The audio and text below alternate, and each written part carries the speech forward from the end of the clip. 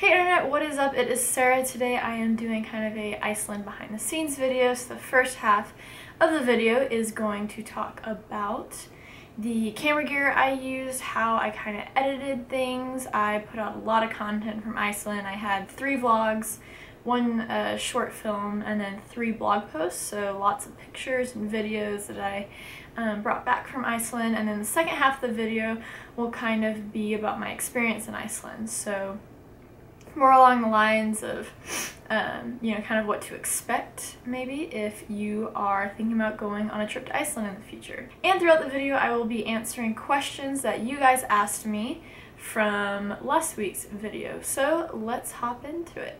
I brought lots of camera equipment, so I brought my Sony RX100 Mark III for a lot of my vlogging stuff, and then I brought my Canon 5D Mark III for mainly pictures. I think only pictures. I didn't take any video on that. And my main video camera that I shot all of my short film, Iceland, you know, travel short film with, is the Blackmagic Pocket Cinema camera. The lenses that I used were the Canon 16 to 35mm f4 with IS. That one stayed on my Blackmagic Pocket Cinema camera just because it had image stabilization. It was very wide, which was nice, and I had a ND filter for it, which really came in handy because when I was shooting video outside it was super bright, and the ND filter helped me out a ton. If you don't know what an ND filter is, it is just something that you put over your camera lens to make the image darker, because sometimes, you know, stopping your lens down to like f14 still isn't enough. The image is still too bright, so you need you know, an ND filter. So that helped me out a lot. And then on the Canon 5D I was using my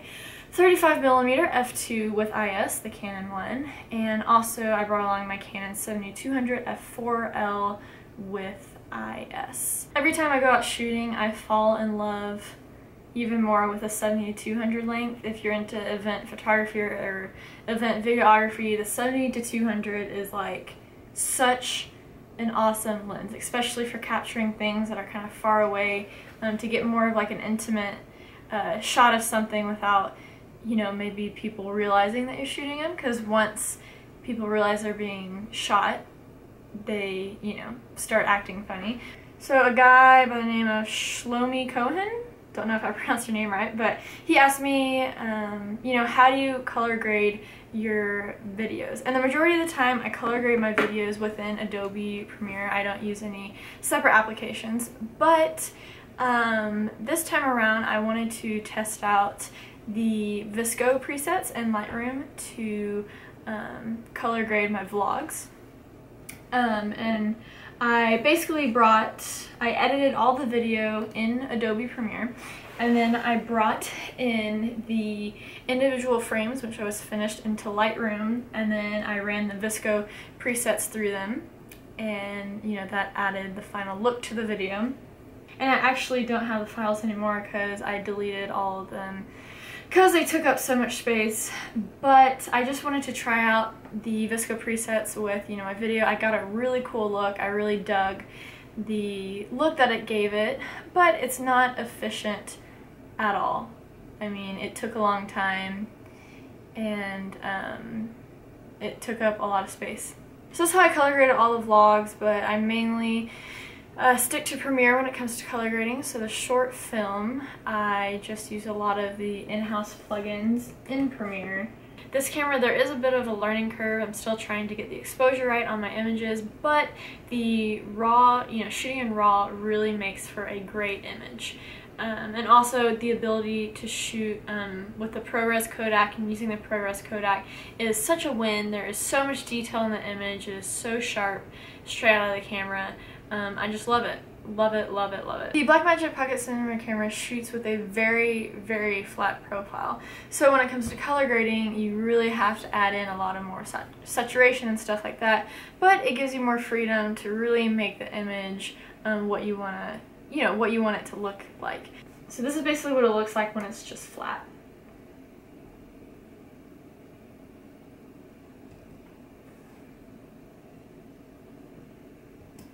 And then this is what it looks like with all of the added effects. And yeah, and that was the finished product. This is my main adjustment layer that adds in the most color and stuff. There is a lot of things here, and I'll kind of just break it down for you. And this is how I color grade the majority of my videos. Again, this is what I do. You kind of have to find your own flow and groove because every camera is different. Probably the camera you're shooting with doesn't shoot with an image that is as flat as this. If you don't know what a adjustment layer is, you edit in Premiere, this is like so important. So basically you go to File, New, and Adjustment Layer. And what that does, it adds an adjustment layers into your project folder, and you basically just drag and drop onto your timeline. And basically what this does is it allows you to put it over any amount of video that you want, and you just add effects. You just add effects to this adjustment layer, and that basically applies to everything, all the video that you have underneath.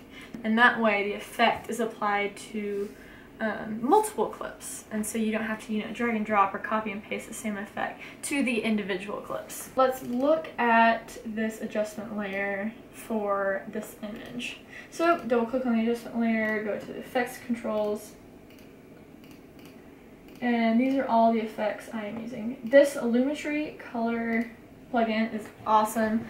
Premiere just added it in their last update, and it basically gives you a lot of control over everything involving color. This basic correction where you can adjust temperature, exposure, contrast, and all of that jazz, which is very nice.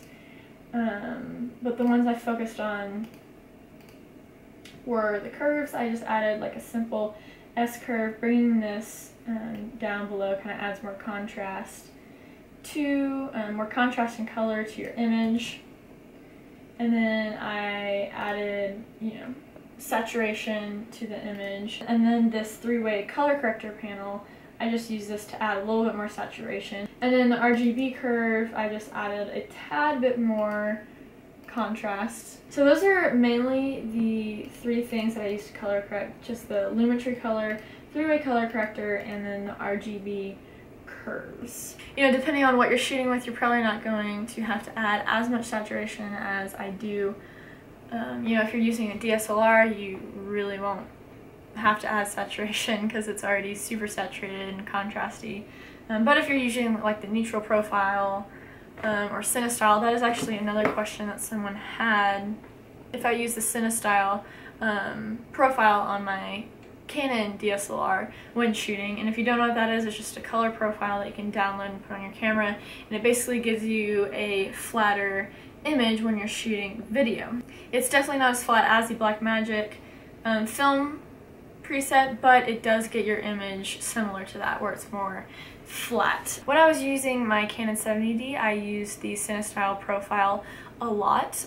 If you are familiar with my Grease video, I used it on that video. Ever since I got my Canon 5D, I have been liking the neutral profile that comes with the camera, so instead of auto, I just put it on neutral, and it gives me less saturation, less contrast, so I can go back and post and color grade it. So moving on to my Iceland pictures, I use the ViscoCam presets, and these are very awesome. I will kind of show you how they work. This is what it looked like before, and then this is what it looks like with the Visco presets. You can download these presets from the interwebs, from their website. It basically just allows you to add cool kind of film-like presets to your pictures. Usually when you just click on the preset, it is not perfect, but it's a good starting point. I usually add a lot of contrast because I really don't like the super faded look.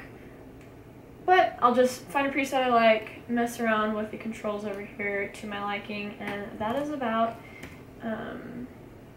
it. But yeah, I hope you enjoyed this video. Hit that like and subscribe button. Check out all of my Iceland stuff down in the description below. I will link up all the videos, link up all the blog posts and pictures. Next week I will be putting out the trailer for Creative Spaces TV. What? I am so excited for that, so be on the lookout for that. Creative Spaces TV. It's just a little mini docu-series thing I'm starting on my channel in the month of August. It's a fun series of videos that is kind of like a behind-the-scene look of a creative, whether it's a filmmaker or a photographer or a audio engineer.